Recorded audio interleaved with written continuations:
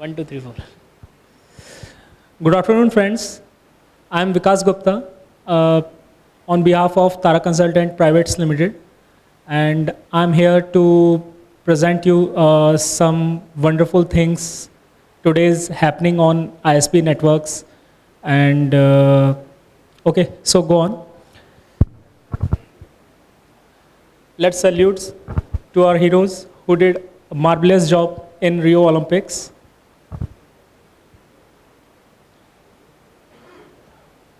So who we are? We Tara Consultants Private Limited offer the best of latest technological product solutions, services at the most competitive price, increase productivity, quality of work conditions in automation, and improve the quality of life by offering meaningful, effective, and efficient solutions. You can check this on ISP Mart sites also. I'm not going to continue read it again. So come to the point. What is the agenda of today's presentation is how to protect ISP networks from various attacks. So coming on the first point is, who is ISP? How many of us are having ISP license or running ISP? Everyone, I think. ज़्यादातर लोग ISPs ही हैं, right? So second point is on which layer ISP works. Third is how ISP is identified by. Then what are the network attacks and what are the types of network attacks and how to protect them. So who is ISP? ISP is an internet service provider who provides access to internet over public or private IP. ये हम सबको पता है कि internet जो provide करता है वो एक आईएसपी होता है. नाउ आप सबको ये पता है कि आईएसपी कौन से लेयर पे काम करता है? किस किस को पता है कौन से लेयर पे काम करता है? और टीसीपी आईपी में मॉडल में, और इसके लेयर का कोई मतलब नहीं होता.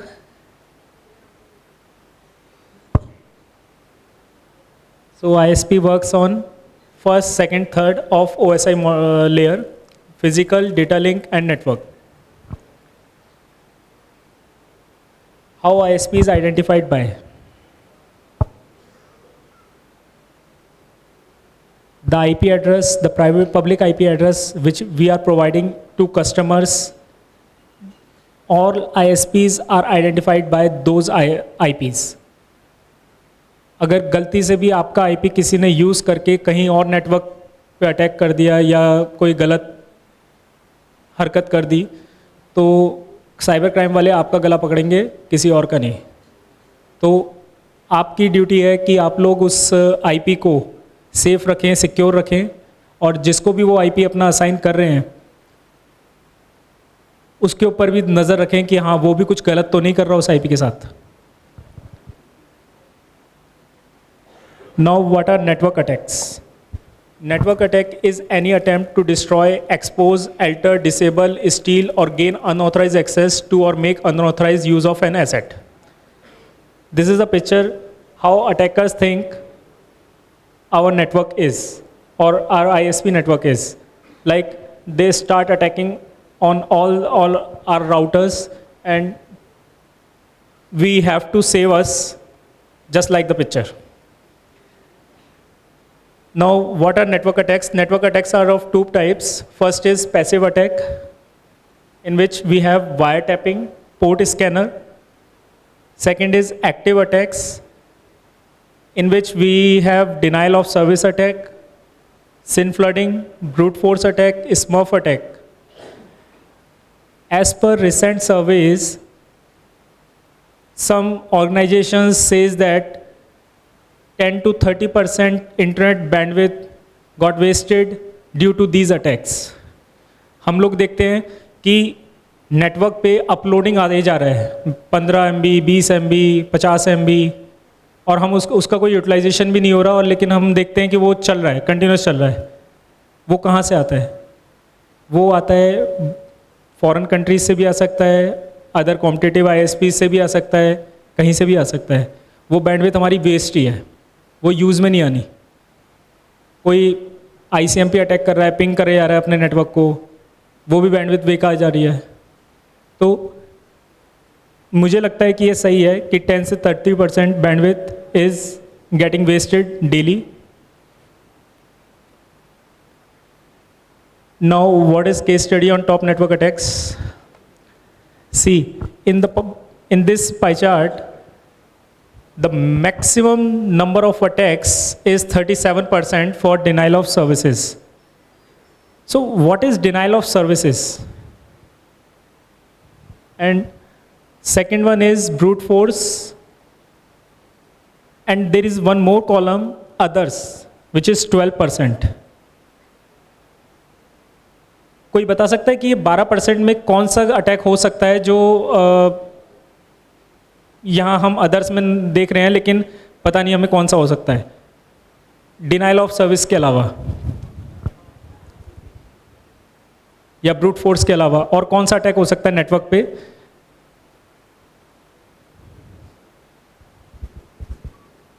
सिन फ्लडिंग, और इसके अलावा और भी कोई हो सकता है? आगे देखते हैं। So what is DDoS? A distributed denial of service attack occurs when multiple systems flood the bandwidth or resource of a targeted system, usually one or more web servers or routers. मेरे routers पे attack आने start हुए और इतने ज़्यादा connection establish हो गए कि मेरा राउटर ही हैंग हो गया, और मैं बार बार रिबूट कर रहा हूँ, वो बार बार हैंग हो रहा है। मैं गया गामा जी के पास, गामा जी क्या राउटर दे दिया आपने, चलता तो है नहीं है। अब गामा जी भी क्या करेंगे, नेटवर्क आपको पता होना चाहिए यार वो हैंग हो रहा है या उस पर अटैक आ रहे हैं। Now second one is denial of service. DOS attack is an attempt to make a machine or network resource unavailable to its intended users, such as to temporarily or indefinitely interrupt or suspend services of a host connected to the internet. What is the difference between DOS and DDoS? बता सकता है कोई?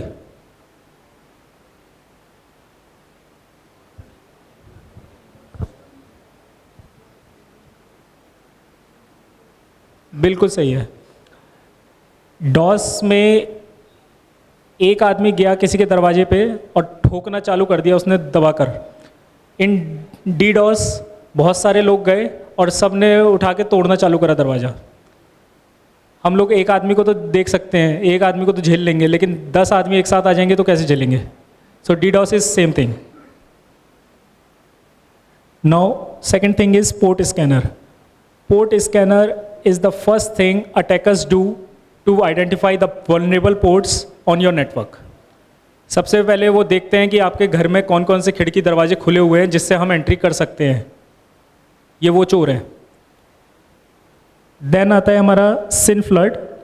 सिन flood is a form of denial of service attack in which attacker sends a succession of SYN request to a target system in an attempt to consume enough server resources to make the system unresponsive to legitimate traffic. So this is SYN. A normal packet, a normal connection of SYN request is like this. A normal connection between a user and a server. Three-way handshake is correctly performed, like SYN request गया, then SYN और acknowledgement आया user के पास, user ने acknowledgement करा router को दोबारा. This is a normal connection. But what is SYN flood? Attacker SYN request भेजता है लेकिन वो बाहर से आ रही है रिक्वेस्ट, तो राउटर सिन एक्नॉलेजमेंट पैकेट सेंड करना चालू कर देता है, लेकिन यूज़र कहता है कि मेरे पास तो कोई एक्नॉलेजमेंट आई नहीं रही। राउटर तो भेज रहा है लेकिन वो कहाँ जा रही है? कहीं नहीं जा रही, वो वेस्ट हो रही है। और इस तरीके से हमारा सर्वर फिर से हैंग होना स्टार्ट कर देता है क्योंकि उसके मल्टीपल एक्नॉलेजमेंट्स वो भेजता रहता है लेकिन मिलता किसी को नहीं है। Now what is brute force attack? Brute force attack consists of an attacker trying many password or passphrase with the hope of eventually guessing correctly. The attacker systematically checks all possible password and passphrases until the correct one is found. Alternatively, the attacker can attempt to guess the key. हम लोगों ने देखा होगा कि Microtek में आए दिन अगर हम लोग SSH या FTP ओपन छोड़ देते हैं तो लॉग्स में बहुत सारे रेड कलर के वार्निंग और क्रिटिकल मैसेज आने स्टार्ट हो जाते हैं, एरर मैसेज। वो मैसेज होते हैं कि कोई बाहर से आपके माइक्रोटिक राउटर को का ऑथराइजेशन लेने की कोशिश कर रहा है। वो मल्टीपल टाइप के डिक्शनरी अटैक लगाएगा, वो जितने उसे पता होंगे यूज़र नेम पासवर्ड वो उन सब के कॉम्बिनेशन लगाएगा चेक करने के लिए कि उसे एक्सेस मिल जाए, उस राउटर का एक्सेस मिल जाएगा। तब भी वो कुछ करता तो है नहीं, मिल जाएगा। लेकिन हम लोग क्या करते हैं, हम लोग अपना SSH और FTP बंद करके रखते हैं अपने राउटर का, जिससे कि अगर बाहर से कोई अटैम्प्ट करता है SSH या FTP पे पासवर्ड कॉम्बिनेशन ट्राई करता है, गैस करता है, तो वो उसे पता ही ना हो कि हमारा डिवाइस SSH पे ओपन है या FTP पे ओपन है। Now what is smurf attack? No, this is not smurf attack, this is smurf attack. Smurf attack is a distributed denial of service attack in which large number of internet control message protocols packet with the intended victim spoofed source IP address are broadcast to a computer network using an IP broadcast address. Multiple ICMP packets send किए जाते हैं machines पर, जिससे कि bye spoofing IPs, मेरा source है 192.168.0.1, मैं ping कर रहा हूँ 10.0.0.1, लेकिन जब मैं चेक कर रहा हूँ 10.0.0.1 पे तो उसे पता ही नहीं है कि रिक्वेस्ट आ कहाँ से रही है। वो देख रहा है कि 1.1.1.1 से आ रही है, 2.2.2 से आ रही है, मैं पैकेट सेंड कर रहा हूँ लेकिन मेरे को रिसीव नहीं हो रहा, लेकिन मेरा लोड जनरेट हो रहा है।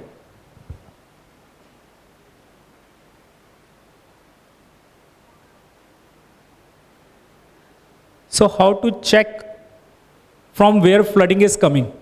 From where flooding is coming, हमारे पास माइक्रोटिक में एक बहुत अच्छा टूल है टॉर्च का।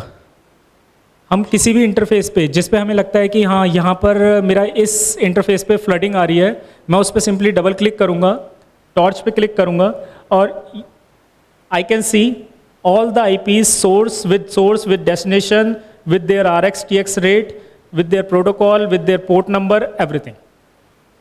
टॉर्च में अपने को सब कुछ पता चल जाता है कि कहाँ से कितना फ्लड आ रहा है, कौन ज़्यादा रिक्वेस्ट भेज रहा है, किस IP से ज़्यादा रिक्वेस्ट आ रही हैं।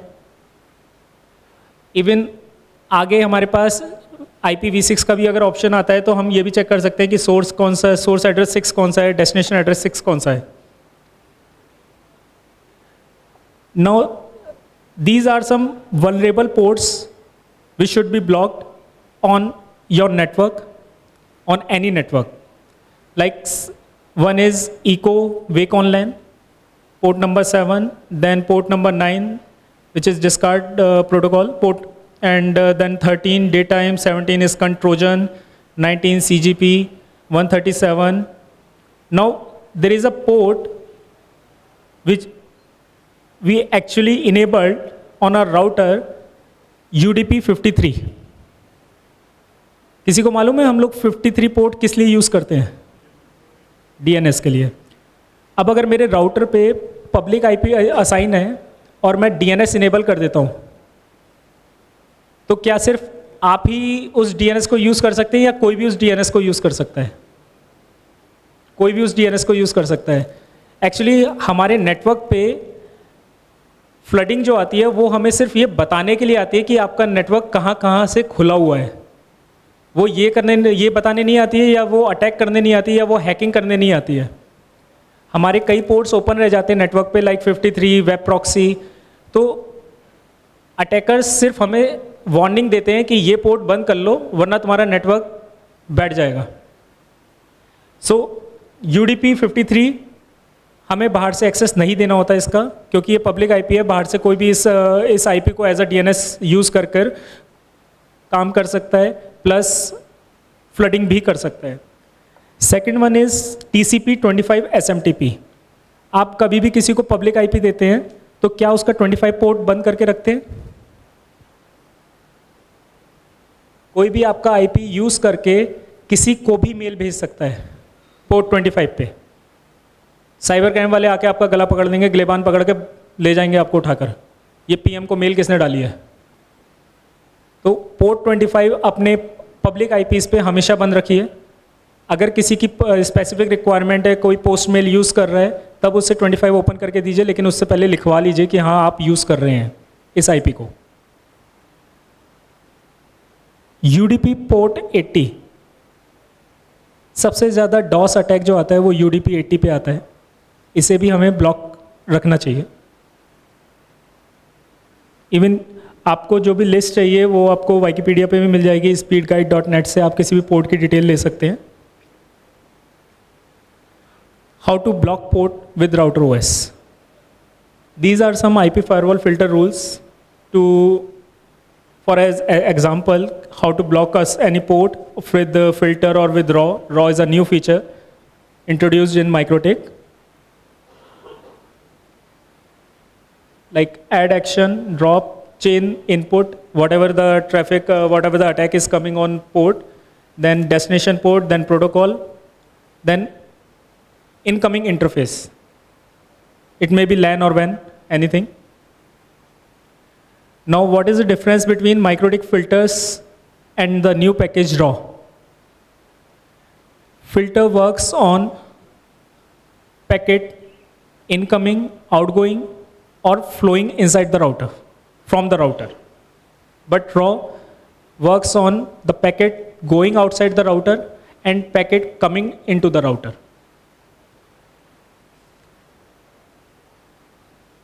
In filters, there is an option contract, but in RAW, you never get this contract option.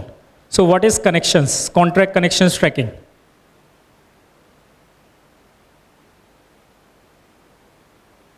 जानते हैं कोई कॉन्ट्रैक्ट क्या होता है, कनेक्शन ट्रैकिंग क्या होता है MikroTik में? अपने राउटर में कोई भी पैकेट इन हुआ, किस पोर्ट पे हुआ, किस डेस्टिनेशन के लिए हुआ, ट्रांसलेट हुआ या नहीं हुआ, इस सब की एंट्री हमारे पास कनेक्शंस में रहती है, IP फायरवॉल कनेक्शंस में। जो चीज़ आपने टॉर्च में देखी है वो रियल टाइम पे चल रही होगी, लेकिन आपको जो कनेक्शंस में दिखाएगा वो इस्टेब्लिश्ड और जिन्होंने सिन रिक्वेस्ट भेजी होगी उनकी एंट्री दिखाएगा। तो जो भी हम टॉर्च में देख रहे हैं उससे मिलती जुलती एंट्री आपको कनेक्शंस में भी मिल जाएगी।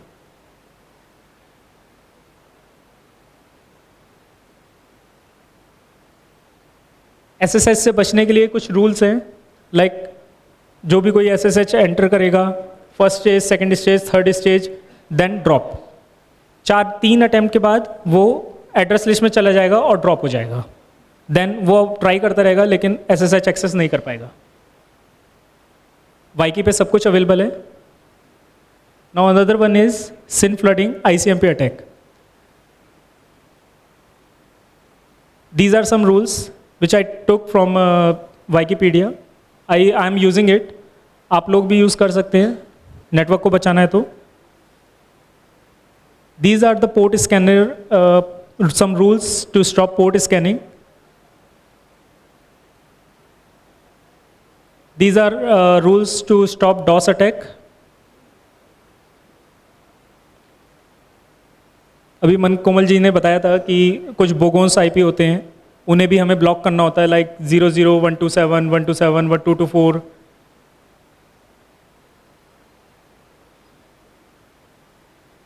Now we are doing, like, we are simulating these attacks right now on one router, 850GX2. I just plugged in.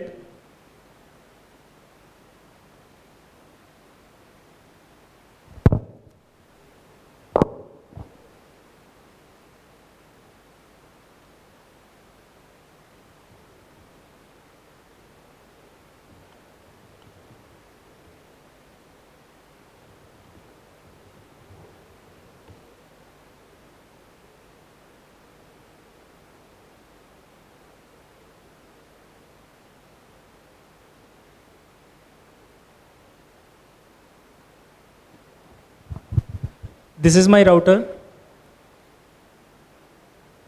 This is the WAN connection. I'm connected on LAN. And this is my public IP interface. Now what I'm going to do, I'm starting some flooding on this router via WAN and check whether these rule works actually or not.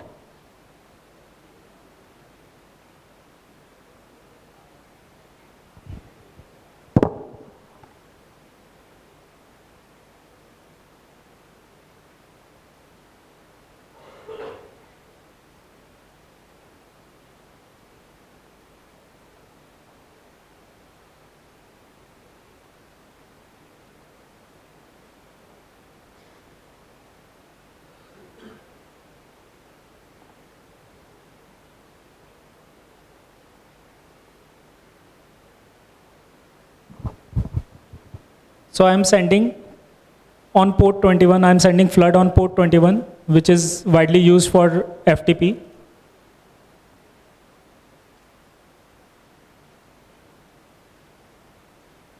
And the load on which on the interface I'm sending is loopback.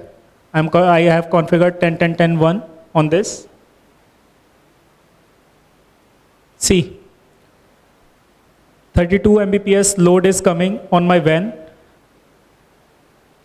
Let's see who is sending the attack. See, destination is 10.10.10.1 and I spoofed my IP address. Now multiple IP sources are coming. 129, 193, 190, 4288.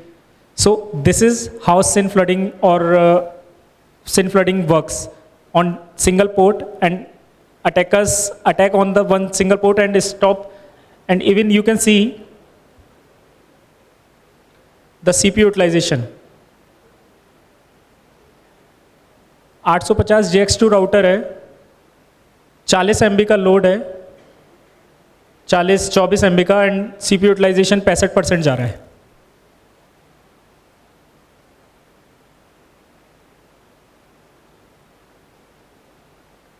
Hang हुआ पड़ा है इस वक्त, ये कुछ भी नहीं दिखा रहा.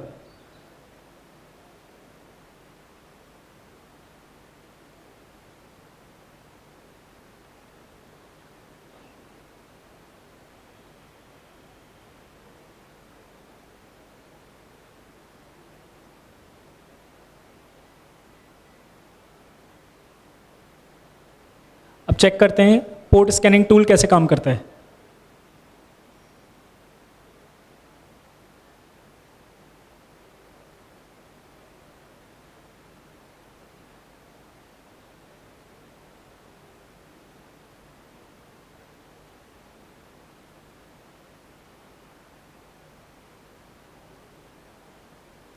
ये एक यूटिलिटी है Nmap.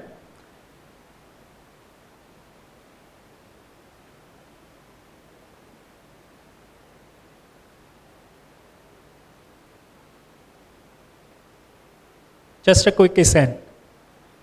ये आईपी आपका पूरे नेटवर्क का भी आईपी हो सकता है, कोई भी कुछ भी स्कैन कर सकता है.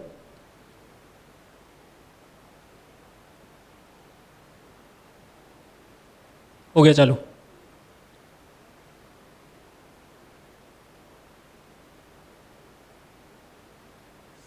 सारे पोर्ट दिखा दिए जो मेरे राउटर पे ओपन है. FTP, SSH, Telnet, DNS, HTTP 80, 2000 bandwidth test का पोर्ट होता है. हैकर के पास, अटैकर के पास अब ये सारे पोर्ट की डिटेल्स है. अब वो किसी भी एक पोर्ट को उठाकर अटैक कर सकता है. तो सबसे पहले हमें खिड़की दरवाजे बंद करने हैं, जो लूप होल्स हैं हमारे नेटवर्क में उन्हें बंद करना है. जो अभी हमने रूल्स चेक किए थे या अभी जो मैंने प्रेजेंटेशन में बताए थे, these are the port scanning rules.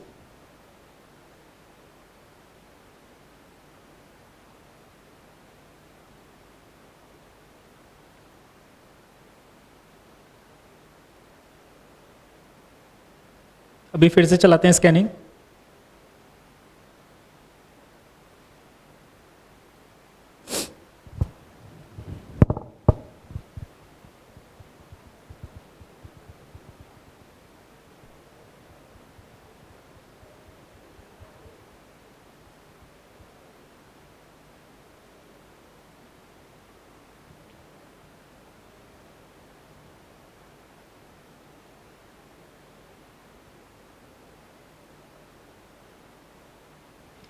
सारे पोर्ट्स बंद दिखा दिए इसने, बल्कि इसने ये भी बता दिया unable to determine any DNS server, reverse DNS is disabled, valid servers with DNS host is up, 0.0 second latency.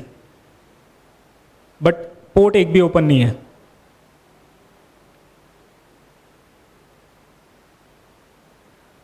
इसने मेरे आईपी को ब्लैकलिस्ट कर दिया.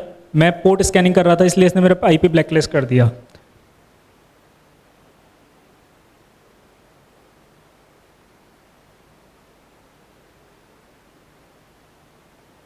और कोई ऑप्शन नहीं है, मैक एड्रेस से ही खोलना पड़ेगा. पोर्ट स्कैनिंग आईपी जो पोर्ट स्कैन कर रहा था उसे इसने 13 दिन के लिए ब्लॉक कर दिया. सो सबसे पहले रूल होता है पोर्ट स्कैनिंग, कि हमें पोर्ट स्कैनिंग को बंद करना है।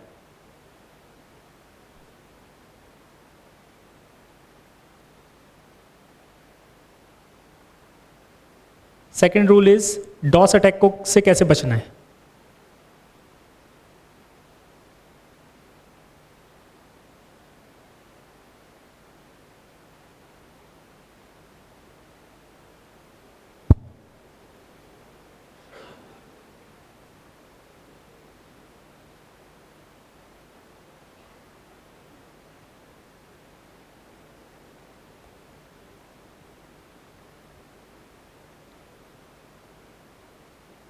अगेन मैंने फ्लडिंग चालू कर दी इस राउटर पे।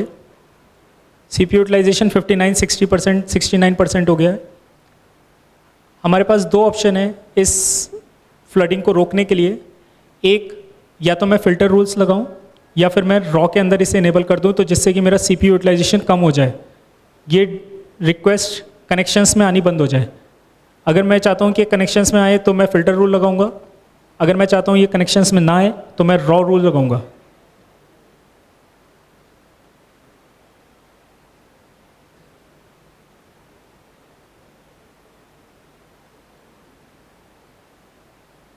हो गया CPU 15%।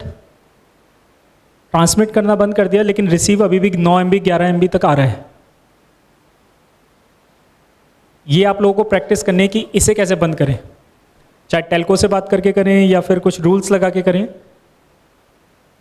आप वाईकी पढ़ें, इस 13 MB को बंद करना है। ये कंटिन्यूस अभी भी अपलोड आ रहा है हमारे पास।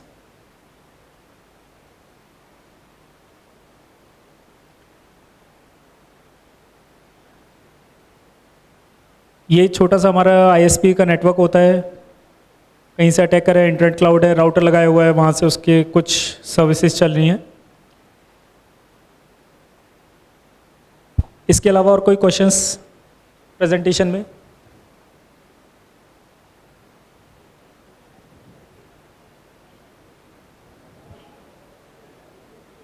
यानी सबके नेटवर्क सिक्योर हैं? गुड। कुछ नए प्रोडक्ट्स तारा कंसल्टेंट में ऐड हुए हैं। Microtek GPON ONU, OLT, ONT, ONU। Sales के लिए आप लोग कांटेक्ट कर सकते हैं गामा जी को। Thank you.